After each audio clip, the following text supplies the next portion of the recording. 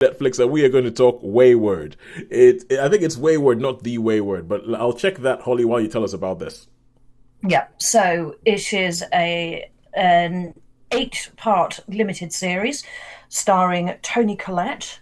Hmm. Um, it begins in two locations. It starts off in Canada with two teenage friends who are probably about 16, who are bunking off school, who are smoking weed, who are making poor decisions Mm. and getting caught and getting in trouble for it. I think it is probably set in the late 90s, early 2000s, as they have uh, portable CD players. And I think I saw an iPod in there somewhere.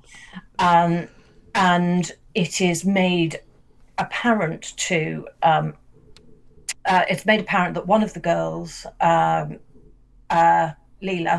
has a very troubled home life, and her sister died relatively recently, and she's clearly spiraled. And her friend seems to be dragging along. At this point, they start the school mention a place called Two Pines, Mm. where there is a school that is fundamentally a bit of a reform school run by Tony Collette. At the same time, you have arriving into the town of Two Pines. I think it's Two Pines, not Three Pines. You have a woman who is, and her husband, who is transgender, arriving, and she is heavily pregnant, and she herself is a graduate of the Two Pines It's Tall Pines, by Academy. the way. Tall Pines, thank you, Yeah. of the school, and she had seen this as an opportunity to sort of come home. Her husband is a young police officer and is joining the local police, and clearly had issues in a previous workplace with potentially with violence, Yeah. something. So this is a new beginning for them, and they it becomes apparent that there's something a little bit odd, as very soon after their arrival, a young man staying in Tall Pines that makes a break for it Yeah. and is clearly very distressed, very, traumatized, and complexities ensue. At the same time, the uh, without going into details, both of the girls from Canada find themselves in Tall Pines as well, Yeah. and are desperate to try to get out So because there's something strange about it all. I've heard some places, and some places this has been compared a little bit with Twin Peaks. Would you say it's fair, or is it more Um, straightforward than that? um, yes and no. It's not really. It probably does have a touch of Twin Peaks to it, Okay. um, Because I'm but looking at the poster now, I'm looking at Tony Collette's face, and I'm thinking, oh, she's a wrong one. I mean, yeah, it's yeah. There's probably a touch of Twin Peaks without all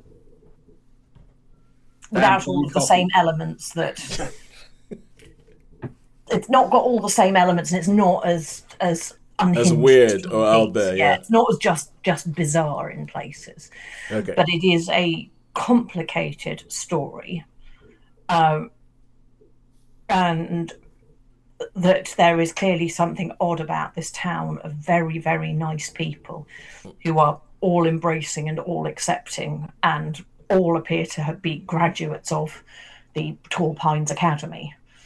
So what is going on? How can these young girls get away? Yeah. What makes this place so weird? Yeah, And as why I in mean, town? if Hollywood has taught us anything, it is never trust nice. Never trust nice. If someone's nice, just leg it. So, what did you think about And this? Tony Collette's character is, by the by, very nice in much of I the time. I'm looking at this poster. I don't trust that face. So No, so I really liked it. I thought it was great. I love the cast. Some of whom I knew, some of whom I did not know.